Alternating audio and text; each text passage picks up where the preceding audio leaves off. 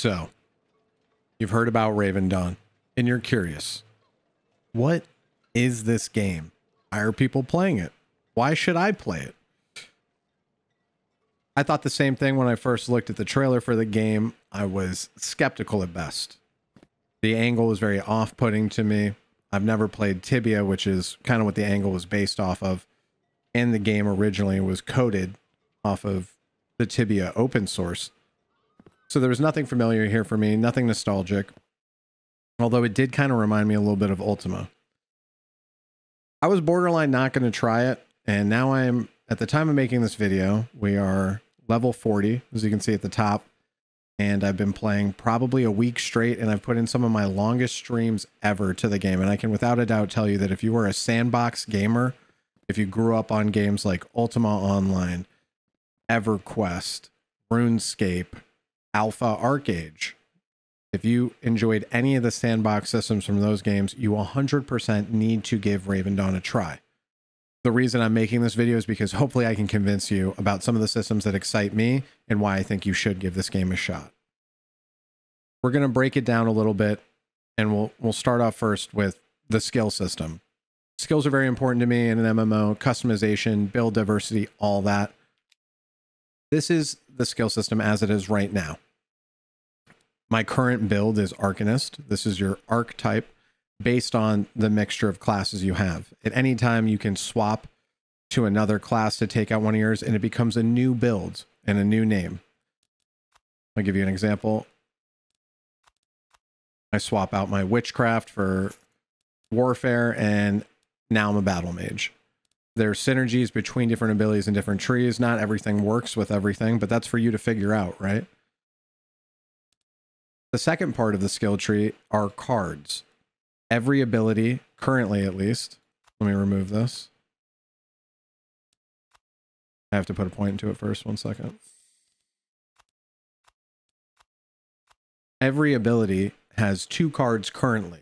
They're going to add more cards to the game, but these cards allow you to morph an ability to do something different or, you know, something synergistic. Some of these cards actually help you with other trees, you know, like converting a physical damage to a spell damage ability. As you can see, the cards down here have different rarities. The way you get cards is by grinding in the game and opening Raven Dawn bags, which are kind of like the loot bags from Arcade, and then you get Dawn Essence from it. Now, I know it looks a little scary, like, oh, can people buy packs, blah, blah, blah. The only way to buy packs is with Raven Essence, and the only way to do that is in-game. So you have a ton of build diversity and a ton of different ways to build your character, and that ties into the equipment.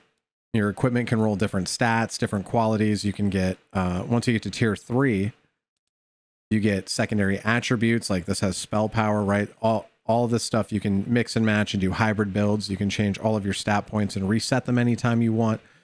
There is a ton of ways to build a character, and so it doesn't matter what you pick.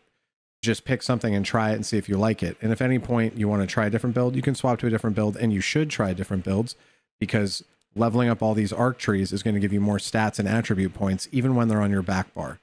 So I know that seems a little grindy and daunting to people, but it does force you to try different things, which I think is very important in an MMO.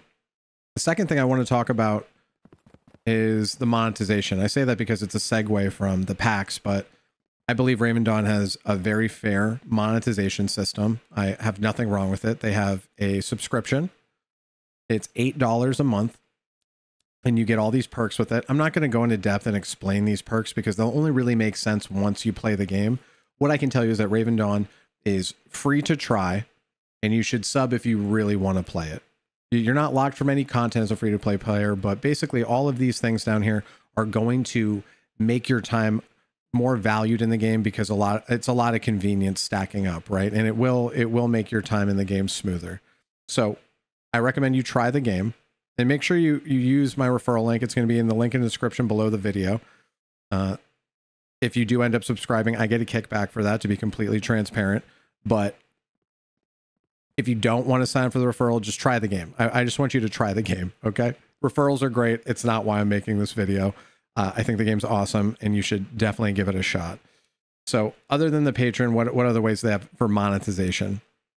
They have some skin bundles you can get. These have no effect in game.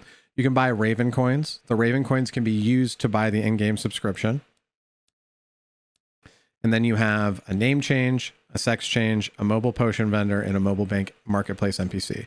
These are both really good, but I've bought them and I haven't used them a lot because I just fast travel very easily in the game. And I have a lot of inventory spaces because I've also bought that. The other thing you can get are cosmetics for your MOA. Again, no pay to win. So I touched on it briefly there, but the inventory you expand first with the in-game currency silver, and then after you get to a certain point, you need to use Raven coins to expand it the rest of the way. And it's true for your bank as well. As far as I know, they have no plans to change the monetization, so you go into this game with the good faith that it's going to stay fair in the way it should be. I think MMOs need to be on a subscription. I think with MMOs, you cut out a lot of the bullshit that goes on with different monetization schemes. I'm all about the way they're monetizing it.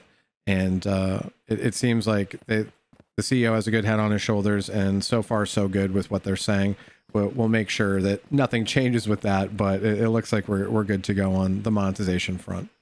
The third thing I want to touch on is the depth of the game. So and this ties into the first thing I talked about with skills, but other than the skills, there's a lot to do in Raven Dawn. You're going to be grinding a lot of mobs. You know, it's a grindy game. You're going to be killing beasts on the ranger board and doing different tasks, but you don't really have any dailies or weeklies. There's just, you know, you get to level 25, and once you get to level 25, you have a mount, you have a boat, you have the ability to get your first house, although most of the properties are gone now. And then they kind of let you do what you want. And that's up to you how you want to play the game. You know, eventually you should do the quests and side quests and all that stuff, but maybe you just want to be a crafter and you just want to play the market.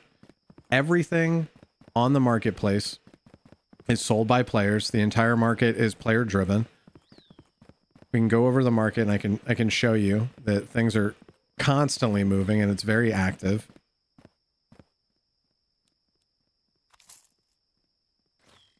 Nope, stuff's not selling. Gonna have to reprice it.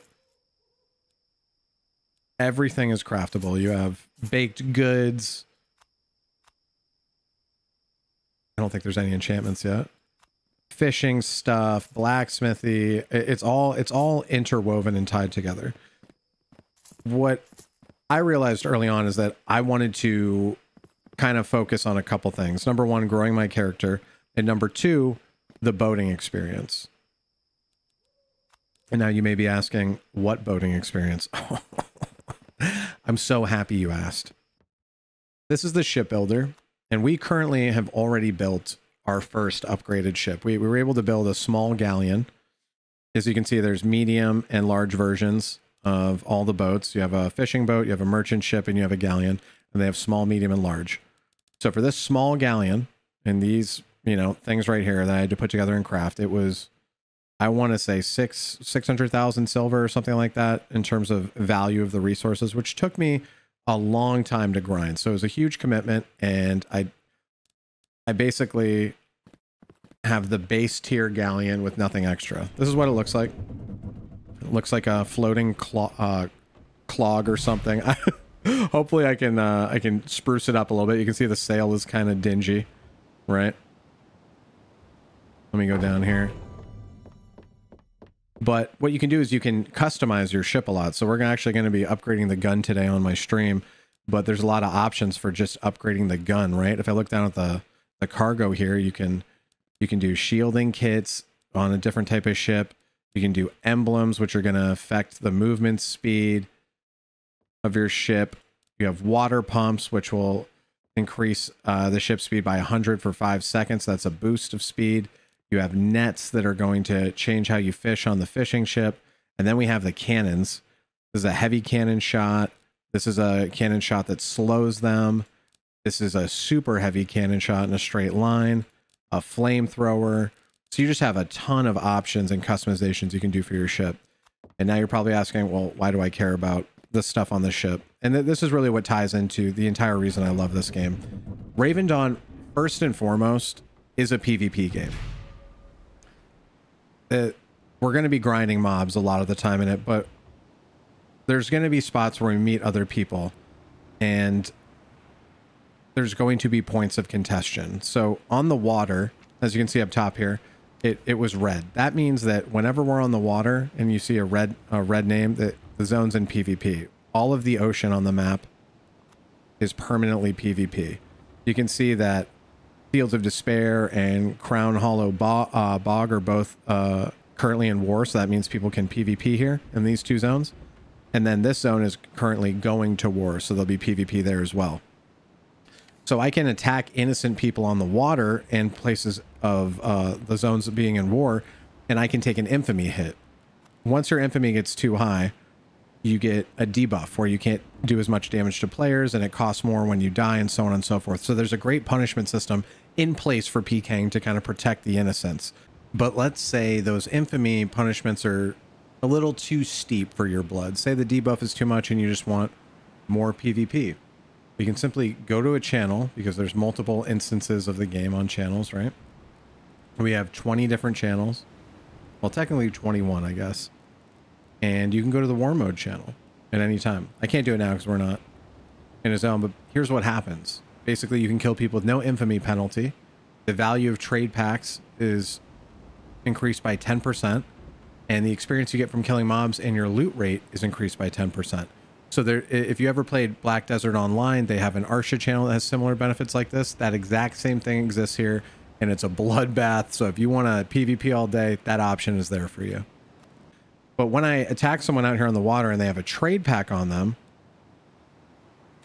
they're trying to ship across the water for value, I can kill them for it, take the trade pack, and turn it in myself for a portion of the money.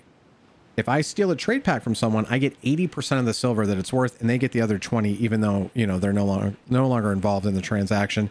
They get a little something for making it. So there's a loot-based risk versus reward system with trade packs. People also can bring those on land in wagons, and those can be attacked the same way in war zones and having that loot stolen. So the trade pack system and economy is a major part of the game. And it's one of the reasons I love it. That it's taken directly from ArcAge. So if you played ArcAge, you're going to feel right at home with that system. And that ties into the open world player housing, which is also pretty much taken from ArcAge. We actually just upgraded our house to a medium at level 40. I'm going to recall there to show you the type of stuff that you're capable of doing at the house, because I think the housing system is great. So we'll go here. We'll recall to our house. Here we can see I'm at the medium plot. Obviously, there's nothing growing here right now. We planted a bunch of crops underneath. This is the house itself. When you're at your house, you can go to toggle house mode. And we have all these different crops we can plant at the bottom that all have different grow times and values, and they produce different things. And a lot of these things that you grow on your house or your plot of land, which, by the way, they're giving you the ability to put a house on your instance plot of land for the people who showed up late to the game. So don't worry, you're going to get access to a house regardless of there being no open world housing spots available. But take solace in the fact that people will sell these plots for a premium, and you can still end up getting one out in the wild if you want.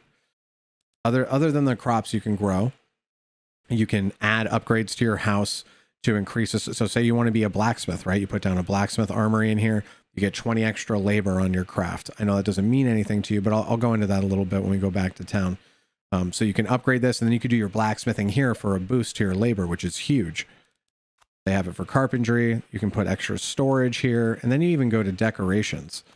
These are cosmetic decorations for the most part, but some of these trophies actually have permanent buffs that you can get, and these are very rare drops out in the world. There's a lot of chase items in the world that you can use to enhance your experience in the game, and one of the main reasons that I enjoy this game so much is I'm constantly figuring out new things and exploring new areas. So we've gone over the skill system, the boating, the housing system. If you're interested in crafting and profession skills, Raven Dawn has got you covered in an insane way. These are the current professions that are in the game. Each one of these professions has passive skills that you grind up. Most of them even have unique abilities that you get at the end of those trees. Wood cutting, you get a chance to hit the rare log dense timber. Potatoes, you get to unlock. I'm sorry, it's not potatoes. It's farming, and you get to unlock the ability to plant spicy peppers, cherries. And all of these can go into different trade packs or be used for different recipes. Husbandry, you know, for taking care of pigs, the different types of meat you can get. You can unlock the ability to get bees, fermenting barrels for milk and cheese. Fishing has its own proficiency because you can fish up treasure chests that have different and rare loot in them. Blacksmithing, again, it's just, the list goes on and on.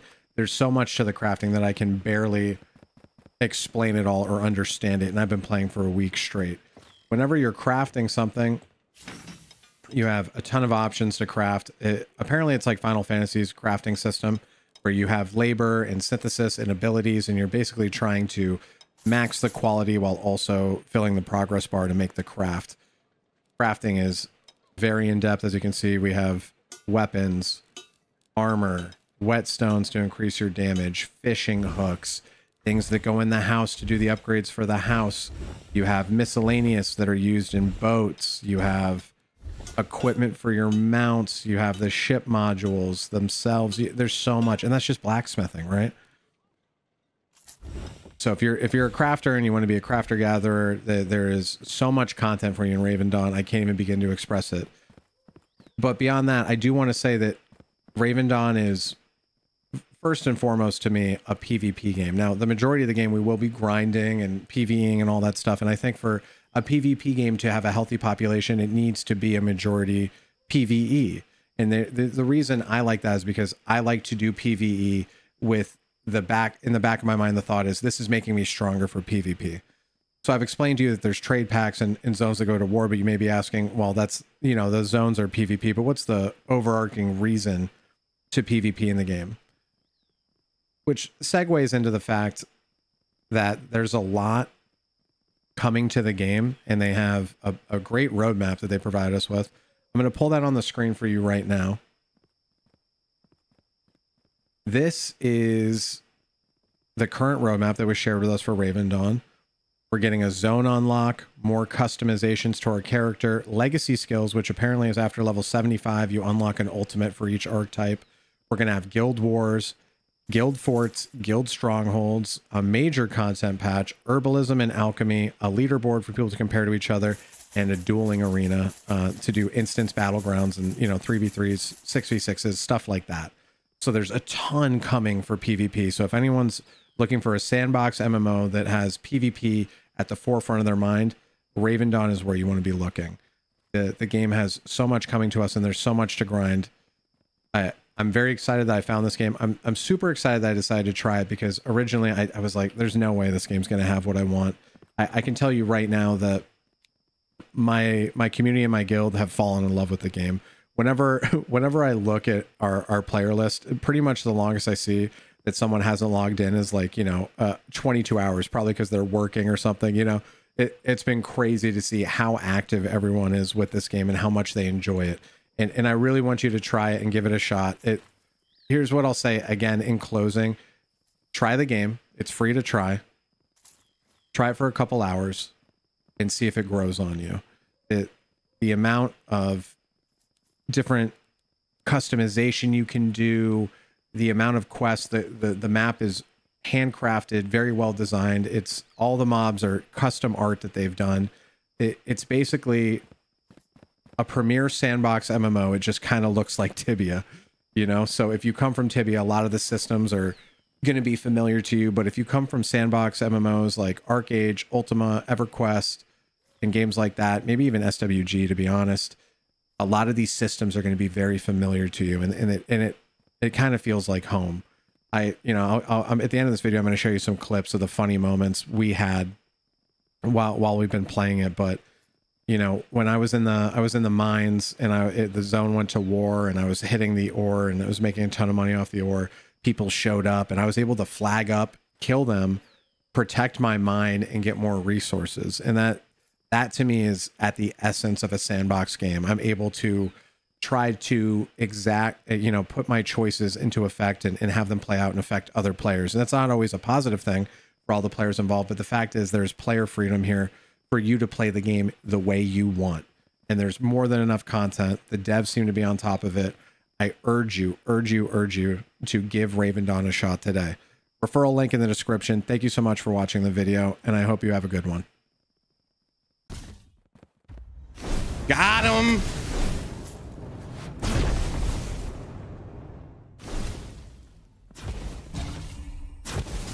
I don't have a build, dude. Interrupted his channel.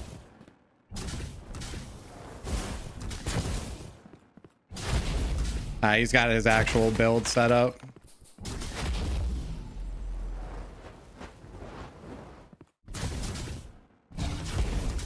He's gonna kill me, I think.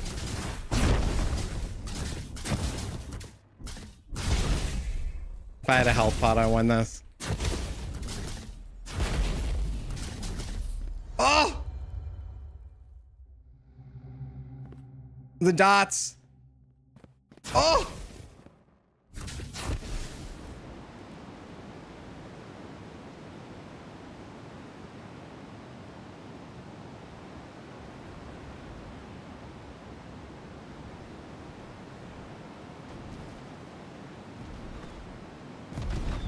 One down.